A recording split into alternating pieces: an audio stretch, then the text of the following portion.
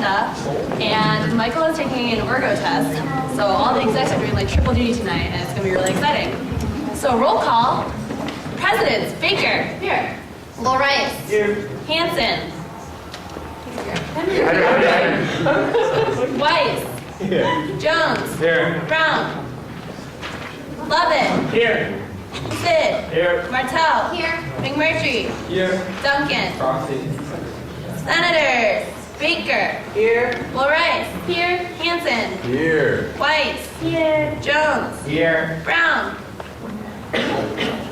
Lovett. Here. Sid. Here. Martell. Proxy. McMurtry. Here. Duncan. Proxy. And then Treasurer. Not here, but over here, not here. Or you are here. Eyeline, he's here. Okay, great. So, meeting minutes from last week. Do we have any objections? So I sent this in, but White is misspelled. I noticed that as well. Just FYI. Okay, we will make a note of that. We have to vote on making that change, though. No, if it's a typo, then I don't think we have to vote on it. So do you have a motion to approve? Motion. Second. All those in favor? Okay. Opposed. Opposed? That's awkward. So we're gonna move. So, reports of officers and updates. Okay, just kidding. So there's a Center for Teaching Excellence presentation by the director of Brown University's Center for Teaching Excellence in December. I don't really know anything about it. Does China or Brennan know anything about it? China's not here. Oh, you're right.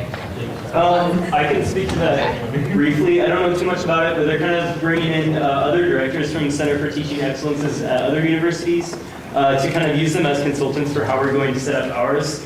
So the center with all of their fellows are meeting at the beginning of December, and we have this guest coming in. So anybody interested in kind of seeing what that's about, the date and the time are up there, but just keep an eye out for it. Great. And then also, so for course registration feedback, we're having a group of NSRs and the academics committee work together with the registrar and Dean Hutchinson to figure out some next steps, the best way to get feedback on what happened this semester so that we can improve it moving forward. So be on the lookout for that. We're not sure exactly the timeline, if it's going to be at the end of this semester or at the beginning of next semester, but it will be happening. So if you start hearing a lot of people like complaining, like I know I saw 1,000 Facebook statuses, if you want to like screenshot them and like send them into us, like whatever, if you want to get like the immediate reaction right now. Yeah. Be on the lookout for that presentation and more next week as the second group of SRs give their presentations at the next Senate meeting next Monday. Those will be the committee SRs. Great. So moving into our guest for the night, we have President Leebron here to talk to us. Sorry the screen is green. Also, our Director of Technology is not here. We don't know what's wrong with it. But he has a presentation for you guys. And then I know I would have worn my green tie. and there will be a time for Q&A afterwards. Well, this is going to be a little challenging.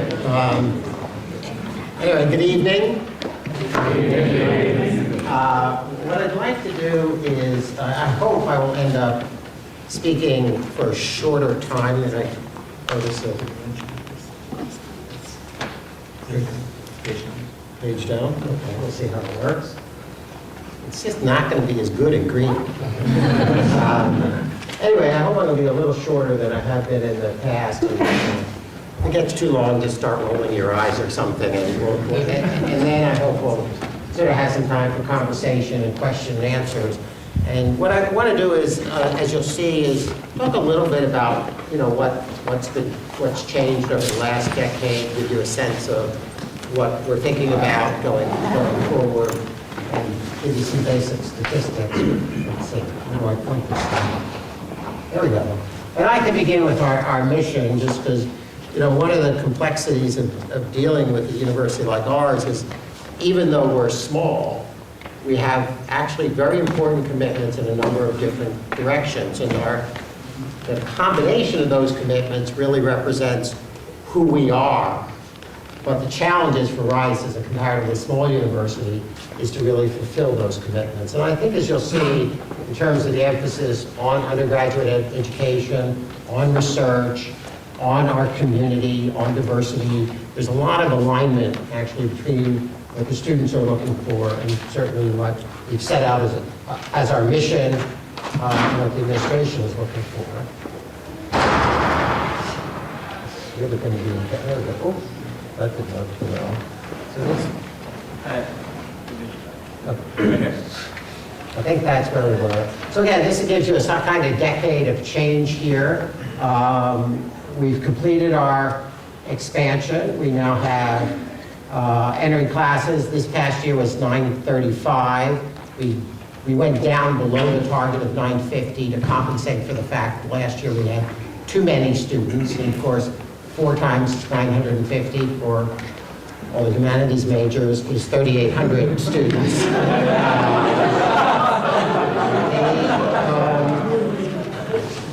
As you'll see, one of the things that's happened is our applications have gone up much more rapidly. So we've gone from about 7,000 applications to 15,000 applications. So Rice, in fact, has gotten to become a much harder place to get into. You'll see that our yield's gone down somewhat. Actually, I'm not too disturbed about that because what that reflects in part is we're competing with stronger schools than we used to. And in particular, we're competing more outside the state of Texas. In fact, if you looked at our Texas yield is much higher than our out-of-state yield, which is unsurprising. And so the fact that the yield has gone down really reflects that the growth in our applicant pool has largely been from outside Texas. It's a much more national and international applicant pool than it used to be. See? You're just going to click it for me. So pie charts in green are a little challenging to read.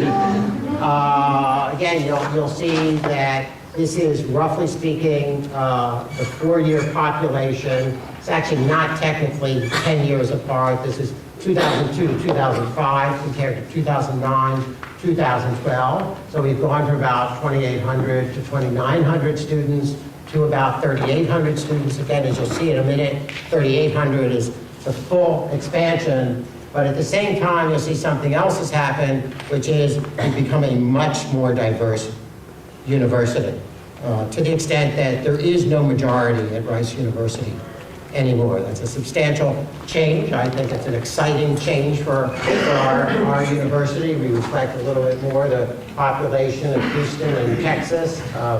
And of course, one of the biggest changes in there is the 3% international, which we were in 2002 to 2005, to the 11% international. If you work out the numbers with the expansion, that means we've gone, roughly speaking, from about 80 foreign students in the undergraduate student body to 400 foreign students in the undergraduate student body. Oh, I'm sorry, one more thing, which I did want to point out, because it's relevant both, again, to the aspirations as expressed by the students and our own, is the expansion, the significant expansion of Pell Grant recipients in the bottom. The last entering class had almost 19% Pell Grant recipients. So Rice has become both ethnically and socioeconomically one of the most diverse private elite universities in the country. And this gives you a sense of historical perspective. We've been sort of through 3 really big periods of growth, one at the beginning, the second in the 60s, and then recently the 60s expansion was about 50%. Our recent expansion was 30%. And you can't really see here very well. This here is the undergraduate is here. And you'll see, of course, there's been a very significant expansion in the graduate population. In fact, the undergraduate expansion in the last decade has been about 32%, and the graduate student expansion in the last decade, if my recollection is correct, is about 38%. Some of that reflects, for example, the success of the Jones School, the rising reputation of the Jones School. The next, and then just to sort of give you concretely the numbers, and what you'll see is, again, our expansion has been from about 2,900 students, if you move further to the left, a gradual expansion up to about 3,800, and then you'll see steady state at 3,800. There are no plans to expand. One number that will be variable over time, each year from here on in roughly, we will aim for the 950 students. Hopefully we'll be, 2 years ago we aimed for 950 and got 998. This past year we aimed for 935 and got 935. The transfer number is a number that will change depending on, in effect, what transfers do, roughly speaking, is make up for students who, for one reason or another, aren't coming back. So I think this is always a topic of student interest, and, and again, this gives you a little bit of a snapshot. The top line is, if you took our tuition and multiplied it by the number of students at the time, that gross tuition revenue has increased 189%, which, as you'll see, means almost tripled. The scholarship assistance during the same time has increased 293%. That is, it has quadrupled. So the scholarship assistance has grown quite substantially. And in fact, if you looked at what is a little challenging for us from a financial point of view, if you looked at the scholarship assistance which comes out of general revenues, which for us pretty much means the unrestricted portion of the endowment, I'm hoping that has increased roughly 600%, or multiplied by about 7 times. So as tuition has gone up and the student body has expanded, the biggest increase is the amount of scholarship assistance, and therefore you get a more modest line at the bottom, which is a somewhat more than doubling, 129% increase in the net tuition that we actually collect from students. In other words, tuition minus scholarships that have been granted. Here are what our operating revenues look like. Again, a pretty substantial expansion, 84% increase over the last decade. One of the more significant changes, because in part of the growth of the student body and the increase in tuition, student tuition has grown from 17% of the revenue pie to 22%. That's actually, I realize students would rather pay less, that's actually good news for the financial stability of the university, to have a more kind of diverse revenue base than we have had in the past. And that's reflected in the amount that the endowment supports has gone from 48% to 40%, and then we've had a significant increase in also, in effect, research funding. It used to be 18%, now 20%, and that, because the pie is so much bigger, that's actually quite a substantial expansion. Next slide. Our expenses, pretty stable in terms of the amount on instruction. The amount on student services, which is looks like it's grown from 4% to 9%. That's not quite right, because athletics shifted from what we call auxiliaries into student services in 2006. That was candidly a move, changed nothing at the university. It was candidly a U.S. News and World Report move. That is, we call things an auxiliary if they break even or make money. So housing and dining at Rice is, we basically charge you the amount for housing and dining that covers our housing and dining costs. That's treated as an auxiliary. We used to treat athletics that way. Actually, athletics doesn't come close to balancing in terms of its cost. And so we shifted that. It's not a trick or anything. It's just a change in how we treated the student services. That still means there was a pretty substantial increase in student services, but it's more like 4% to 7% rather than 4% to 9%. As you've seen, a lot of investment in the campus. We've spent about $800 million so far. Most of it's functional, but also aesthetic pieces of art, expansion of the colleges, of course, things that promote sort of both a dynamic campus and health and well-being, the pavilion and the rec center, significant expansions of research and lab space, classroom space. The 3 projects where it says projects in the pipeline, those are substantially funded projects. We have a little bit more fundraising on each of those to do, but those are the 3 next projects you will see on this campus. A new sort of tennis stadium or tennis center, probably the first thing that'll get underway.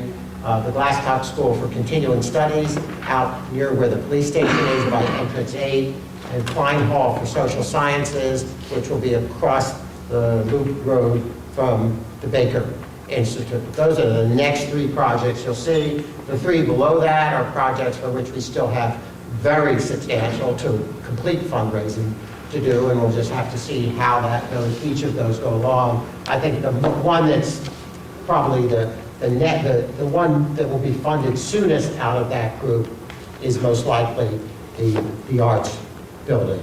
And the location of that is most likely to be where the tennis courts now are. The tennis stadium will sort of be on the north side of the campus off of Rice Boulevard. We've raised now, this is a little bit dated, $910 million. Actually, it's not too dated, it's only a couple of weeks ago. So to complete our campaign, we still have, roughly speaking, $90 million to go, or I don't know what that adds up to every day for the rest of the academic year. It's, something like several $100,000 a day that we need to raise to complete the campaign. You can't quite see it here. The bulk of this is sort of the top half. Well, the bulk of it is for academic funding. You get about a quarter of it is for buildings and equipment. And next. Just, our university, I think, has done generally very well. I think you've probably heard from me or other contacts more than you want to about the Princeton Review rankings. I think the nice thing about the Princeton Review rankings is they're based on student surveys. We have no influence over those. I want to say that we recognize whenever, like, this is the second year in a row that we're #1 in student happiness. That makes me very nervous because there's only one place to go. We realize, I really want to emphasize, that we realize that does not mean you are happy about everything. And our collective job is to identify the things you're less happy about, prioritize those, and do something about it. That's the way I think of my job. But I think this is actually something we can be very proud of. The number 7, going back to the diversity, it's not just that our population is statistically diverse, it's that we interact with each other. That is in large part a result of O Week and the colleges and the way people are brought together across this campus.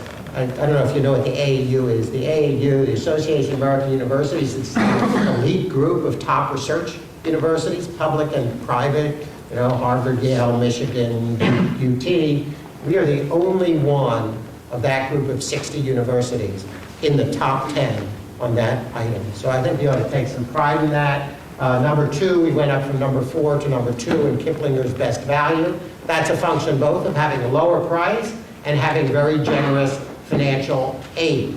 Roughly speaking, a 50% discount on tuition, a significant percentage, large number of Pell Grant recipients, all of those things. And then the alumni factor, I don't know how many of you have seen this, one of the worst launched things I've ever seen in terms of the internet. But whereas the Princeton Review is based on surveys of current students, the alumni factor is based on surveys of alumni. So they went out and surveyed 42,000 alumni across the United States on a whole bunch of criteria based on what they thought they got out of their education, everything from financial success, career preparation, to friendships. And then they sort of weighted all those factors more or less equally. And in that, among national universities, we came out number 3 in the country. We've been stuck at number 17 in U.S. News, which is a little bit frustrating. And happy to answer questions about that later. The one thing I will say is there are a lot of things about Rice that we could change, not for the better in my view, if that was our sole priority, was to rise in U.S. News. So we have to really think about what is important to us as a university as we think about that strategy. And I think one of the great things has been the rise of the Jones School program. And I think one of the great things we did, I think it's now about 4 years ago, is make the Jones School more accessible to undergraduate students. moving quickly. This is taken a little bit. Some of you probably sat through those painful 35 minutes of my centennial address, in which we really, what we're trying to do is kind of lay out really two things. Some of what we think of as the character of the university and the spirit of the university, and our plans for the future. One wants those to really dovetail closely. These were some of the things that we really think should characterize the way we think about Rice. It's that combination of commitment to being a research university, but really to the teaching, to our students, a kind of vibrancy of the university, being bold and entrepreneurial. Because we're small, one of the things I like to say, I've said in the speech, is we are too small to be arrogant, and that means we must do a lot through collaboration, both internally and externally. We have an increasing international engagement and international character, but we also see ourselves as a distinctively American university, in some ways as a distinctively Texan and Houstonian university. Our ambition is not, and I won't name any other schools, our ambition is not to become a Northeastern university located in Houston. We think students come here from all over the country because they're looking for a different kind of experience. We think, roughly speaking, going forward, about 40% of our undergraduate population is likely to come from Texas. And we think that's a great thing for the university.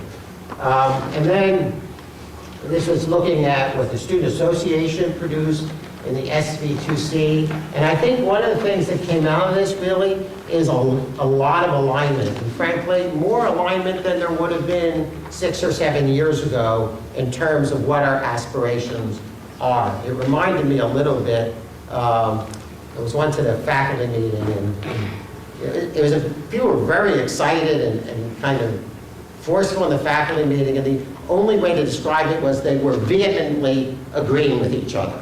And I think that's a little bit where we are as a university, that we share, there's very little we disagree with here.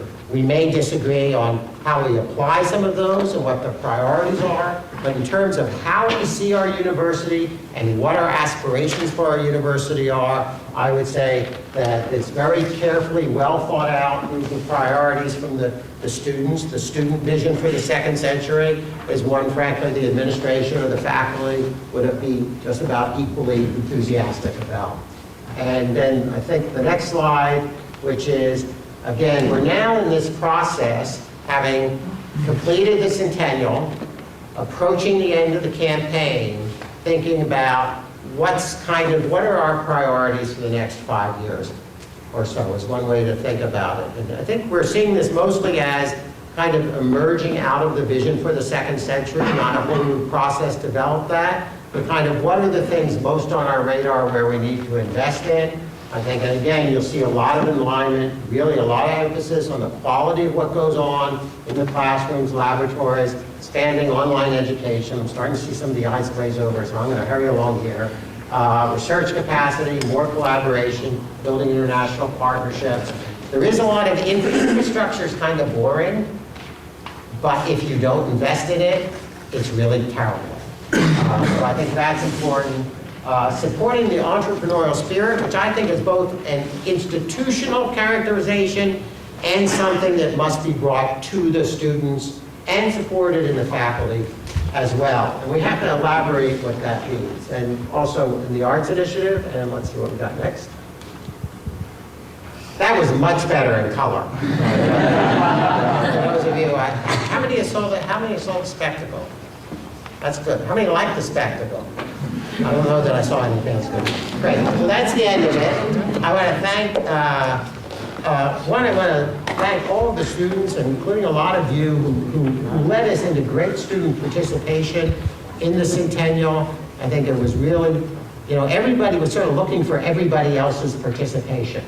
And I think the people who came, our alumni who came to campus, left very satisfied with their interactions with you, excited about the school. We've already seen some increase in participation in the annual fund, for example, which I hope will sustain. Got 2 very large gifts right around the centennial where the donors kind of said, we want to help really celebrate the centennial. I was very happy because that meant it was those gifts that came in right at the centennial. It was $18 million total that pushed us over the $900 million level, which is where I thought we needed to be by the centennial.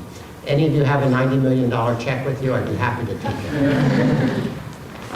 Okay, and then I'm happy to answer any questions or, yeah. I'm going to ask about just the U.S. News report rankings.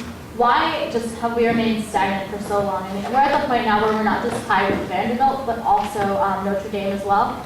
I'd like to consider that we're a little better than them, but what, or how does like the fact, do you think the fact that we haven't moved in ranking kind of affects how we're perceived by, I guess, the rest of the world or even our institutions? So my view of rankings is we shouldn't be driven by them, and there are universities that are driven by them, you know, and it can affect, you know, the students we select would be different if rankings were our top priority.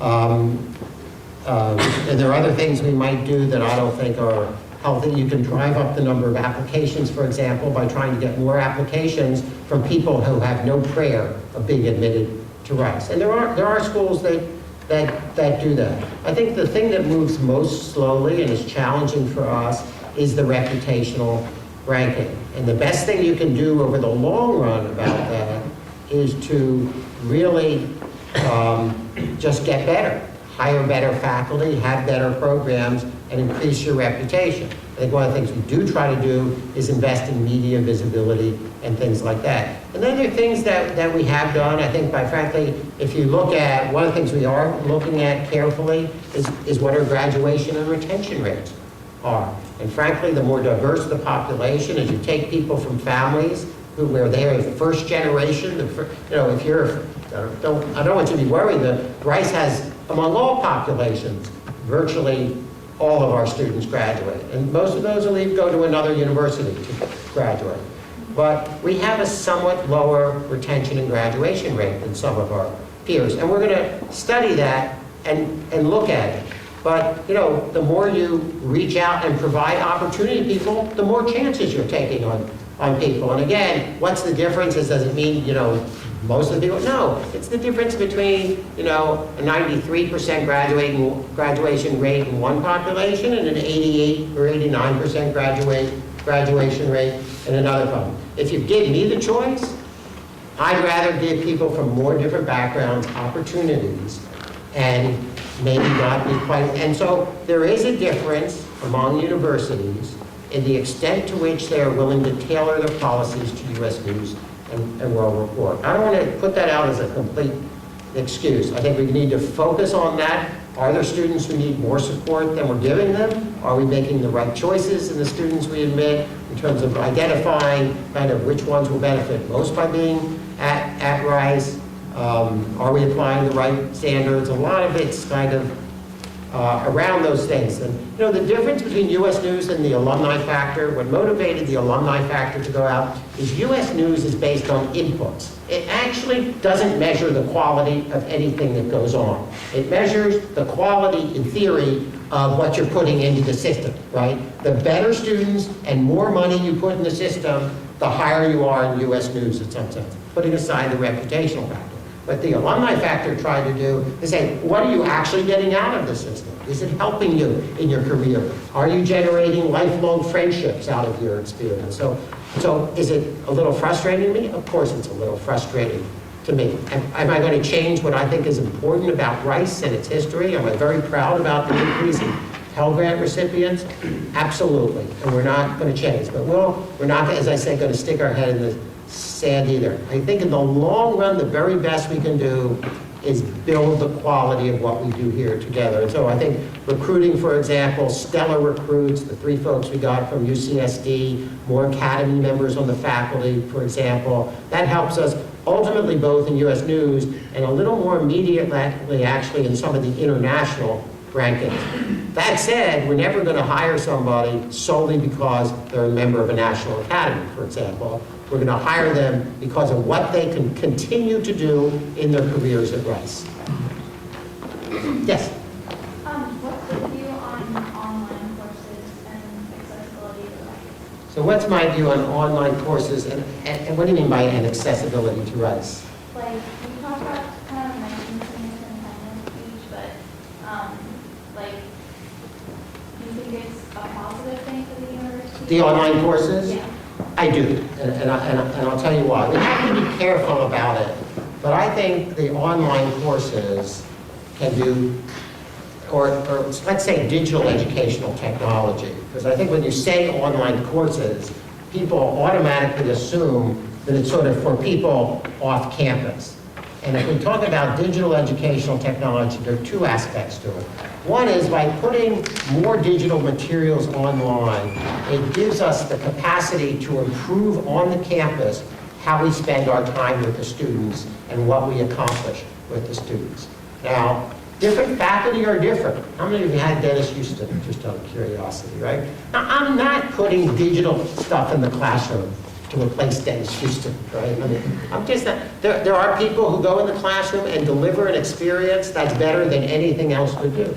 But there are other people who may be spending their time now in the classroom kind of delivering material, lecturing, when they would better spend their time working with students and solving problems. And this sort of goes to the kind of thing Dean Hutchinson had led with Scale Up, different kinds of classrooms, different experience. And so to the extent we are really dedicated to improving teaching and the experience of students, I actually think that digital technologies can enhance our opportunities in that regard, to increase the quality of student-teacher interaction. Or as one of my colleagues likes to say, if you're just going into a lecture, everything beyond the third row is distance education, right? And so what we want to do is change that. And the second thing I think it can do is expand our visibility and footprint. That is, we intend to remain a comparatively small university on this campus, but we compete in a world of larger, older, more visible universities. And I think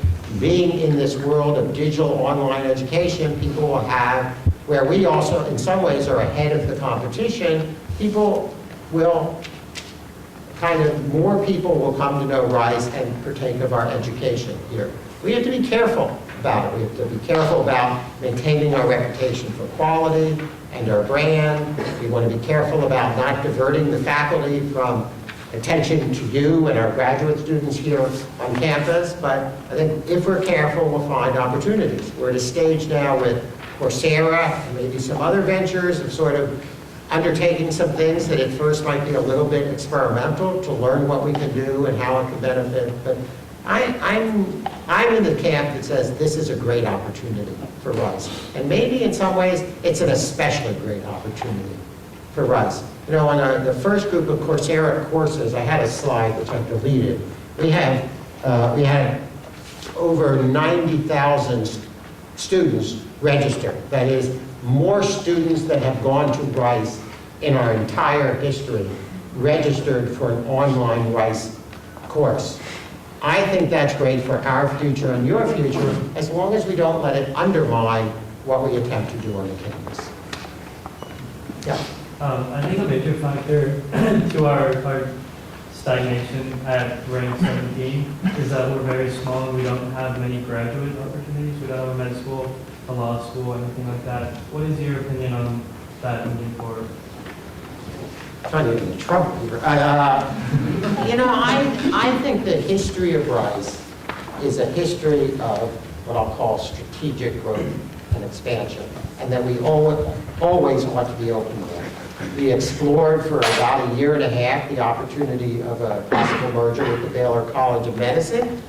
You know, it was controversial. I mean, roughly speaking, it was split about 50-50 on the faculty. As far as we can tell, somewhere between 80 to 90% of the students actually favored the merger. I think quite rationally in terms of student self-interest, and probably alumni were around 70%, roughly speaking. It turns out financially, we couldn't do it.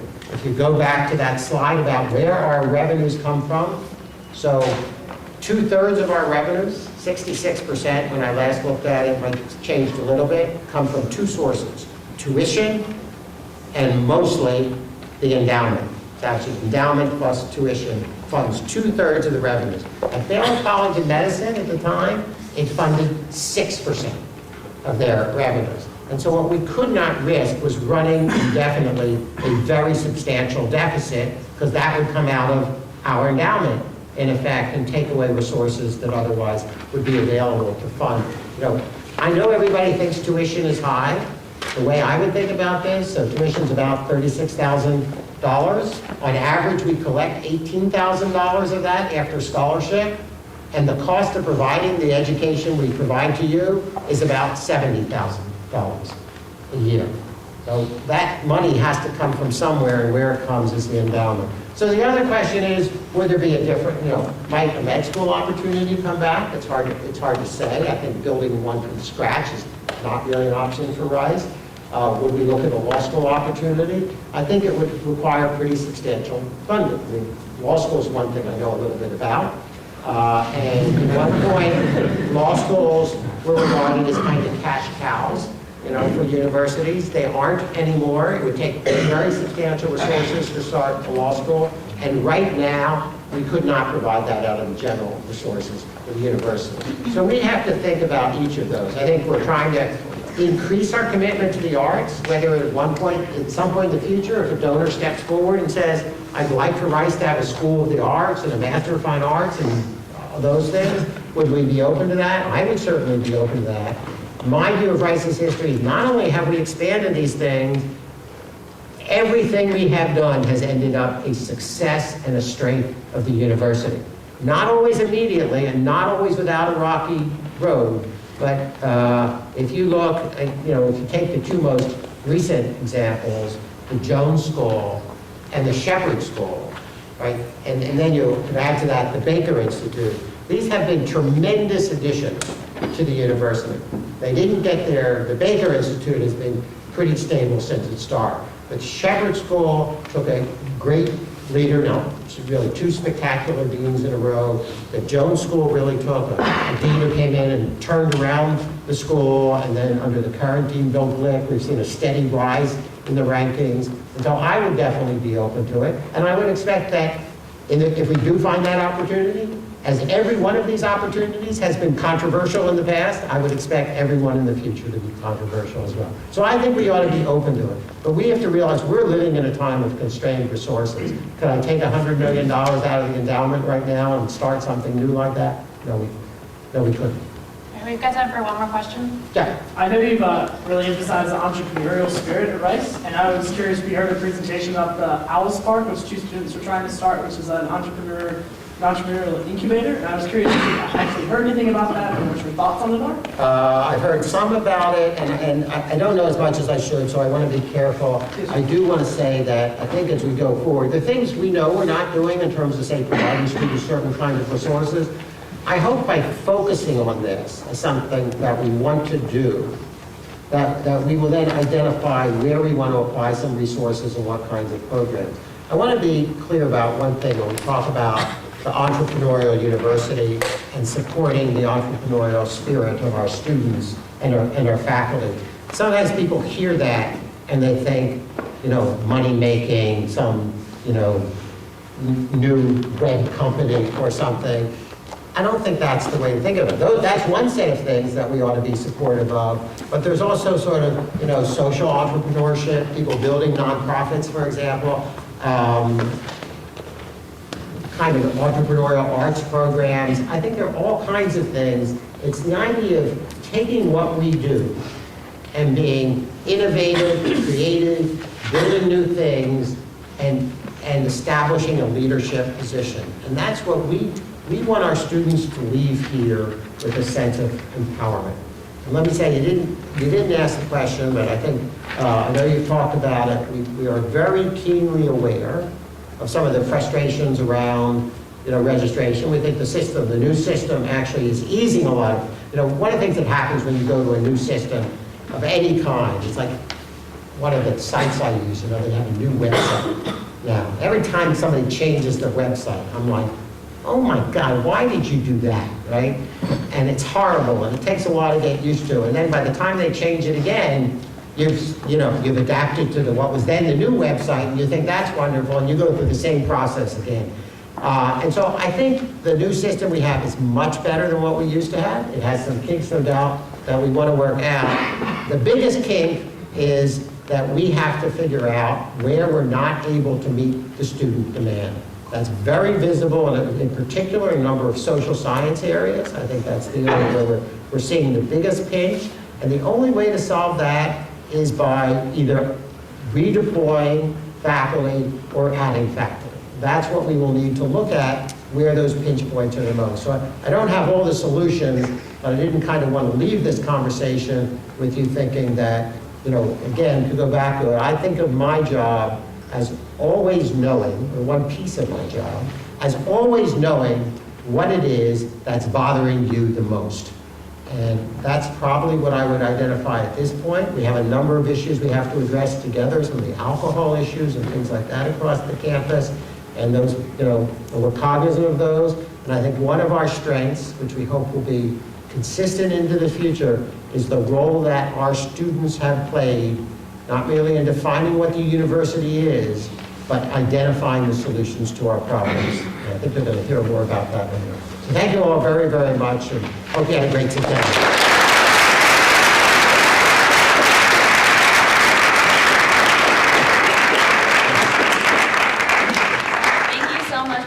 Leebron. We now have two people from with a proposal for the Rice Student Action Team. So Henry is a senior at McMurtry College, and Akash is actually a Rice alum who now works at McKinsey. So they will be presenting to you.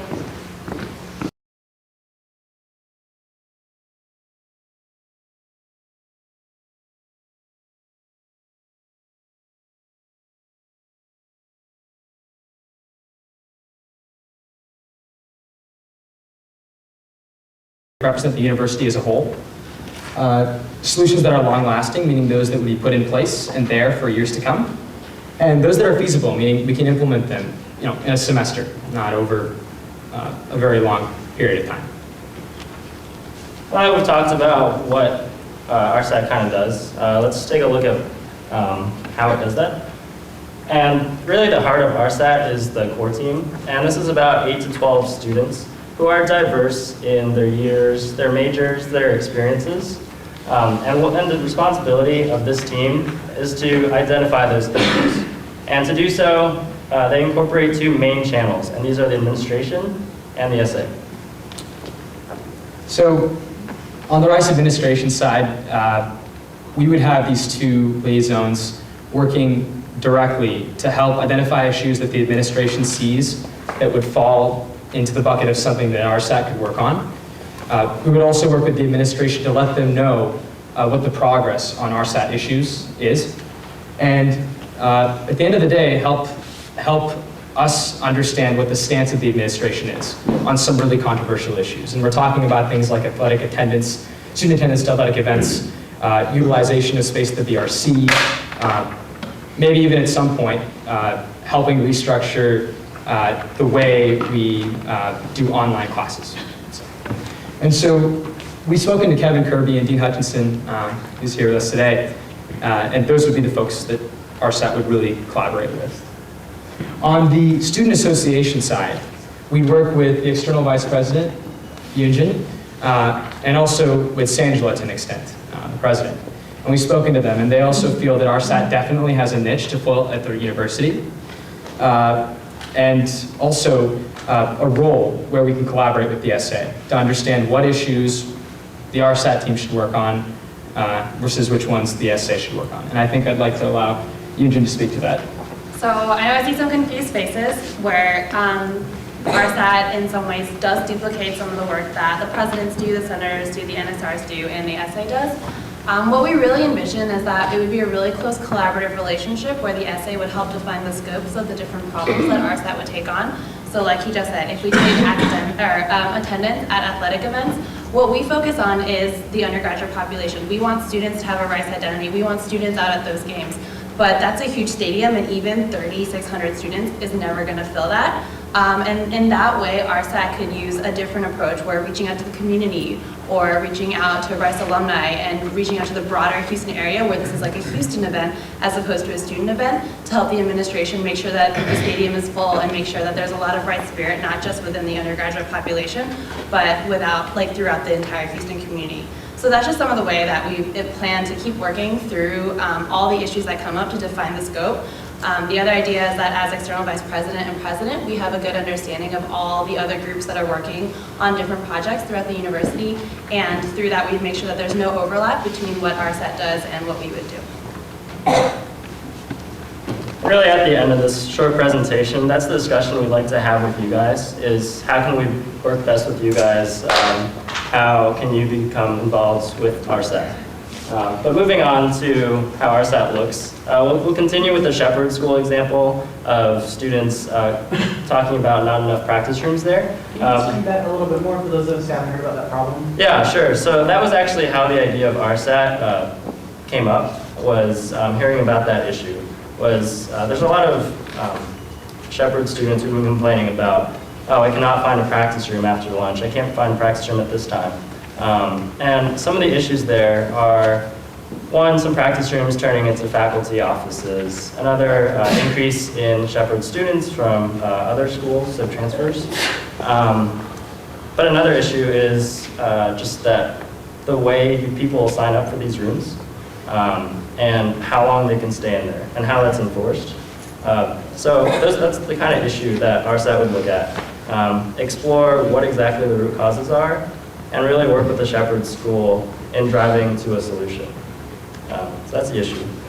So on that example, the project client would be the Shepherd School, and from the core team, we would form a project team, about 3 members, who work closely with the Shepherd School. They've developed this issue, presented a proposal to the client about what kind of work they'd like to see and what outcomes they will deliver, and from there, go forward to the solution. And of course, at any given point, within the core team, there's multiple project teams working on various different issues. So each project team isn't just a group of students tackling an issue. We believe there's a lot of intellectual creativity here. I think President Leebron mentioned there's a lot of innovative spirit, a lot of people that want to be leaders and really have an impact on this campus, especially folks that are here in the SA. That being said, there needs to be guidance. And so we've spoken to Rice alumni at firms like McKinsey, Accenture, Deloitte that really are passionate about bringing something back to the university. And so each project team would have a professional advisor assigned to it with a regular meeting cadence of about 30 minutes, let's say every Friday, in which the project team would give an update, talk about issues they're having and how they plan to go on for the following week. And so giving that structure is what these professional advisors do. We also have faculty advisors, which we shouldn't forget is a really great resource on campus. We pull them in as necessary. One professor who's with us here today, Dr. Hampton, has shown a lot of support for the RSAT team. And so if we had, let's say, a team that needed to write a very crisp proposal for a client that really defined the bright lines between what's going to be delivered, what's not, we could pull in a faculty member that could help in developing that proposal. The last bucket that we can't forget about is the Rice community, and that's folks like you, students. That's staff in the Shepherd School. That's like the deans of the Shepherd School, folks that are really intimately involved in these projects that definitely need to be pulled in and partnered with to come to an answer that isn't just right, but liked by everyone and owned by everyone.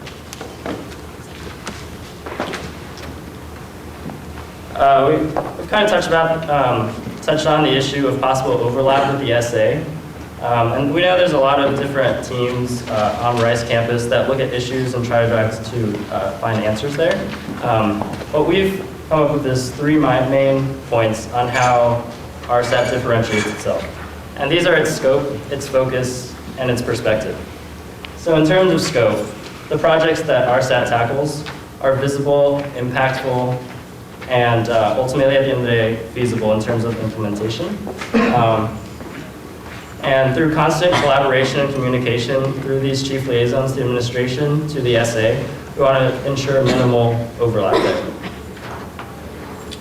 The second way in which the RSAT is different from groups on campus like the Faculty Senate, the groups of NSRs that have done fantastic work.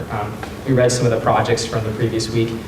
Is that we have a very focused group. These are 3 students that are dedicating a significant portion of their time, along with a professional advisor, to solving one issue. And those commitments would be outlined in the proposal. Finally, in terms of perspective, RSAT really, although it incorporates students in the core team, it seeks to take an objective view that's university-based, that factors what the administration wants, what's good for Rice in the long term. And then these students also, of course, have the professional guidance from external professionals who have this problem-solving kind of experience. So I think that we've talked a lot about how the core team benefits the university, but we haven't really talked about how this core team can benefit from the experience of being on RSAT. And I think this is something for everyone in the room to really think about. The first real benefit for RSAT for students is that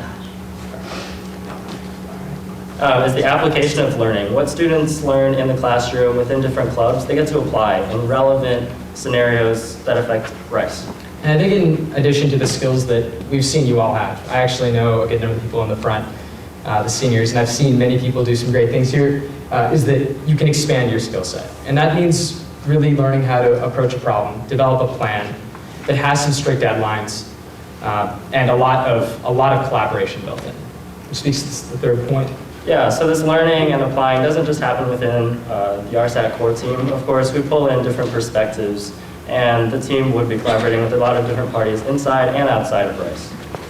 And I think the last point here is about ownership, and a lot of folks here I feel have great ideas, and sometimes it's tough to have our voices heard. Within RSAT, we imagine the project team and even the core team to an extent, owning this issue. When we say owning it, it means owning that process of getting to the answer, of partnering with the client to have meetings where both people feel involved, where both people feel like they own the solution, and at the end, coming to an answer that while the project team can't implement on their own, the project client always has that right. It's an answer that would naturally be implemented just because there's been that partnership. And so that is the biggest piece. Yeah, so we've talked about what RSAT is, what it looks like, and how it differentiates itself. What we really see this being is a huge opportunity, an opportunity for Rice, but also an opportunity for all of us to impact our university. So we want, the next step of our RSAT is really to fill the core team and develop that professional advisor network. Over the next couple of weeks, we are taking applications in the form of a statement of interest and a resume to ricersat@gmail.com. And like I said, we'd like to have this by the last day of classes, November 30th. Yeah, and there's also indirect ways to get involved. We mentioned the surveys. You can directly approach the core team members. We'll allow people to filter their ideas into the essay through the liaisons to the essay, and also through the cabinets. We'll have an RSAT email announcement on every cabinet meeting that's going on through the colleges. When it comes to getting involved, this is really about giving students here that really want to have an impact on the community a chance. And so this application process is designed just for that. We have the professional advisors that want to get involved, but we're looking for folks from Rice. Yeah, so this time we'd like to open it for a discussion. If you go back to 2 slides ago.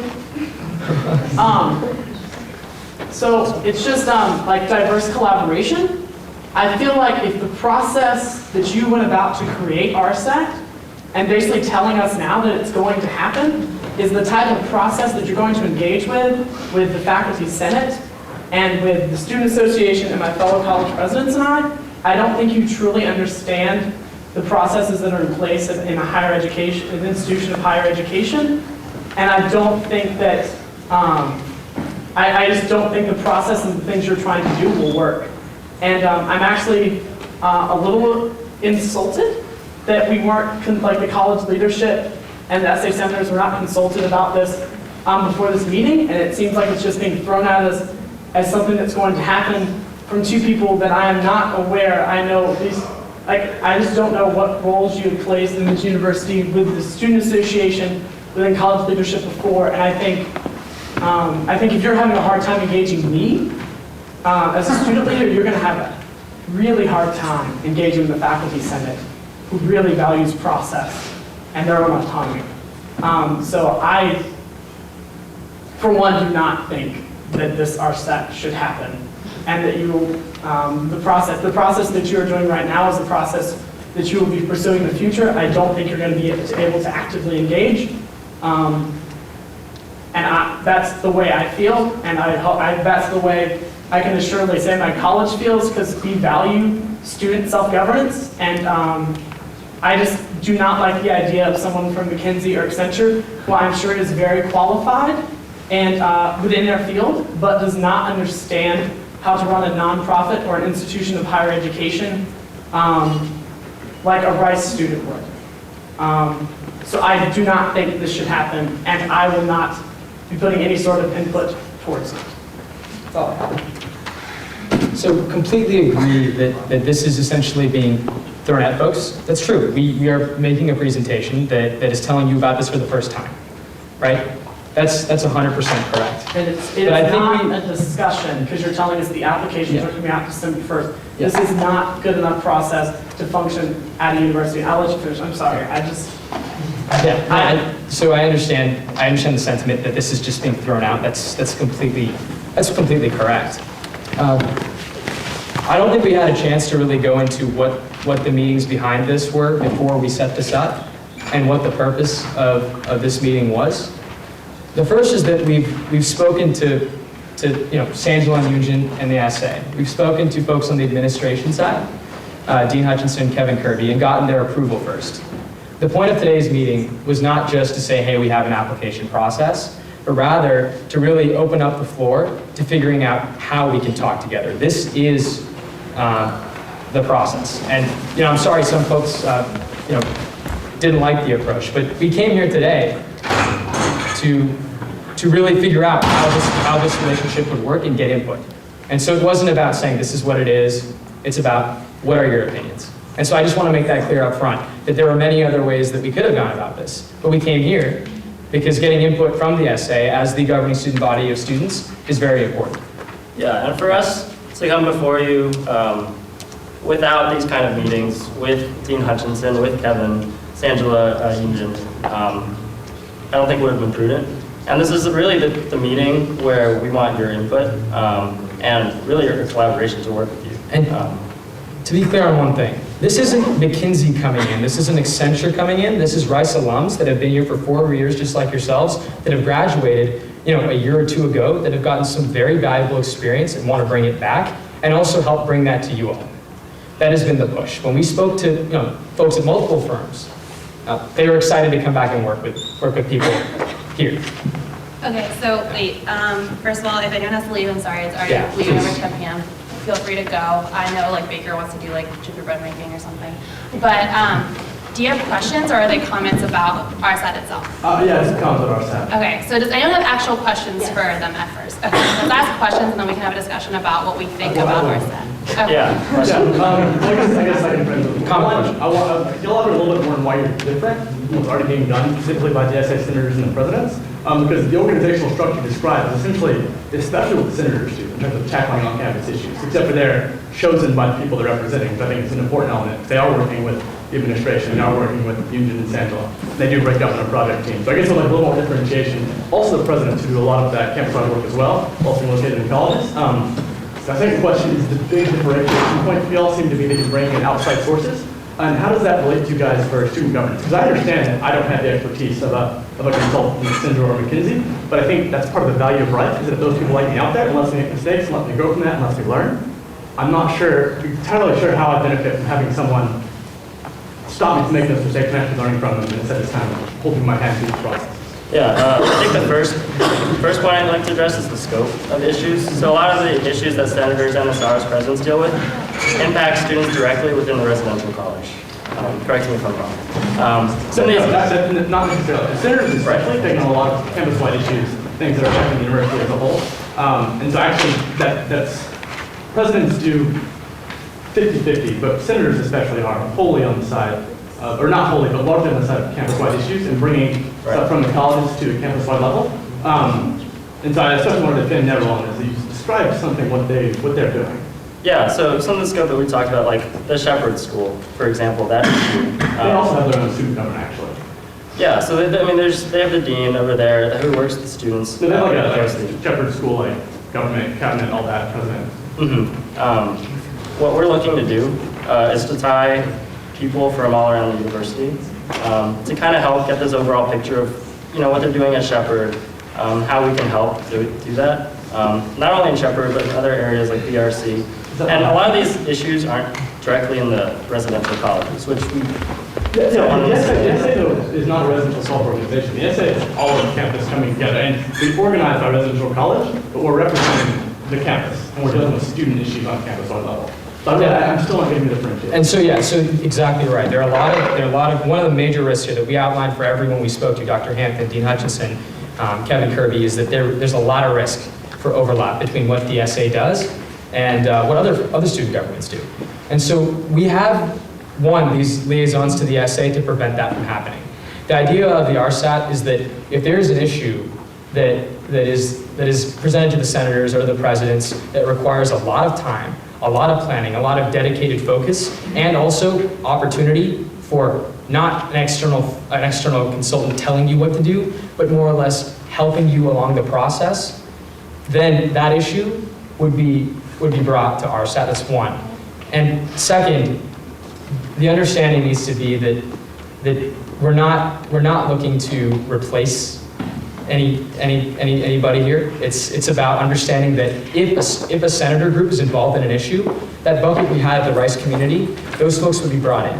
And so we've thought about the number of relevant parties as one of the issues, one of the criteria that we use to prioritize issues. And so let's say for the athletic attendance, I'm sure there are 10 organizations on campus that are dealing with it, maybe even a Senate group. If that has like 10 different sets of folks involved, then that issue wouldn't necessarily make it to the top of the RSAT list. So there needs to be an understanding that we're looking to tackle issues that the SA has already declared would be appropriate for RSAT if it's coming from the SA. And in general, we have mechanisms that wouldn't necessarily have us working on issues that are already being tackled, right? It just seems strange to me, because I do feel like whenever we have an issue that does require time and effort, that's when a lot of us are most excited about our role. I mean, most people, like, I don't, as president, like, if there's something affecting the campus that I see as really important, then that's what I'm going to do. I'm going to pour my time and energy into it. So I guess I don't quite see the need for taking an appointed group, appointed by people who aren't elected, and making them in charge of these major issues for the student body. I'm not sure I understand why that needs to happen. Question in the back. Are these paid positions? Because it sounds like you're kind of spearing out a business model right now, which is a little confusing. Like you said, people apply for it. Are they being paid to run these projects? So backtrack. We should have made this very clear. We thought it was understood. This is all nonprofits. This is for the university. There's no compensation anywhere in this model. Yeah. Okay. So these groups that come up with, like, are they recommendations at the end of all of this? So, I mean, something like, say the president, because we are currently working on the attendance at at football games, athletic events, and so, we've met with the coaches and we've done things this semester, and like, clearly we haven't reached, we're working towards something. But say we weren't working on that project and y'all tackled it and y'all decided that, X, Y, and Z should be done in the colleges and X, Y, Z, and then is it a recommendation to the college, or is it like, this is what's going to be done now? Like, I guess I don't understand where the communication lies between the group and then who is enforcing it and then who's needing to enforce it. I'm just lost at that point. We look at this as a partnership with everyone involved in this whole process. So in that example, you said you work with the athletic department, and that's something that these teams would be doing as well, working with the other students on campus who are currently looking at the issue as well. So it's not a recommendation necessarily bringing at the end. It's an idea that we're coming together within all these different stakeholders. Yeah, and so basically you have a recommendation at the end of the day, but you've worked with the athletic department, the presidents that are working on this, to come together to an answer. And at the end of the day, that recommendation may not be implemented. I mean, if the athletic department says, we like what we've seen here, but now's not the time, that's what it is. But the theory is that when you're working closely together and you're bringing somebody along, there'd be a higher likelihood of. Right, I agree. I see it though as like a president of my college, and that you guys come up with some decision at the end of some task force and you're like, okay, well, X, Y, and Z needs to be done in college. So, We wouldn't necessarily, we're in a lot of meetings already as is. Like, I just can't imagine being pulled into all these RSAT, like, decisions as well, and then having that same stake. I don't know, is that making sense? It seems like next week we tackle ourselves also. Yeah, I mean, that's how I feel. yeah, so there's 2 points there. One is there are a lot of, people are very busy here. And so having extra meetings is difficult, right? That's one contingency. The second is there's some issues that maybe you're wondering why should a different team do it when we have capable folks right here in this room.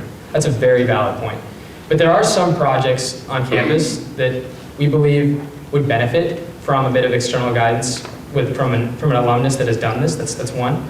And second, when you make a proposal for a project, you already have identified all of the parties that are involved in this, and we'd agree to coordinate together before ever initiating a project. And so there's very clear measures where we wouldn't be stepping on the toes of anybody or making extra commitments if any of the parties felt this wouldn't work. That's part of the prioritization process. That's why the athletic attendance, which I think is a very controversial and well-worked issue already, would probably be one that wouldn't be high on the priority list. So what are the checks for what projects are tackled by RSAT versus other groups? I know you said Eugen and Sangela and Dean Hutch and Kevin Kirby would be liaisons, but do they have a stamp of approval, or could you independently go through with projects? So I think that's a concern of where are these projects coming from? Is it a project that a lot of people here care about be just divvied off, and then suddenly there are these recommendations being made that may not have the ownership in mind from a lot of people here. So what are the checks and what's the process for the projects? Go forward a couple slides.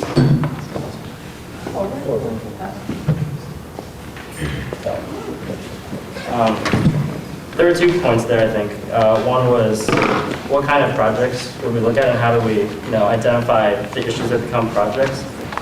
We talked briefly about a 5-dimensional criteria.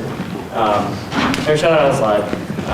But really, it's looking at some of these impacts, visibility, but also what other parties are involved in this process already. So if the college governments were already heavily on this, that might not be something that falls within our RSAT scope. And if that's something that senators would do, same thing.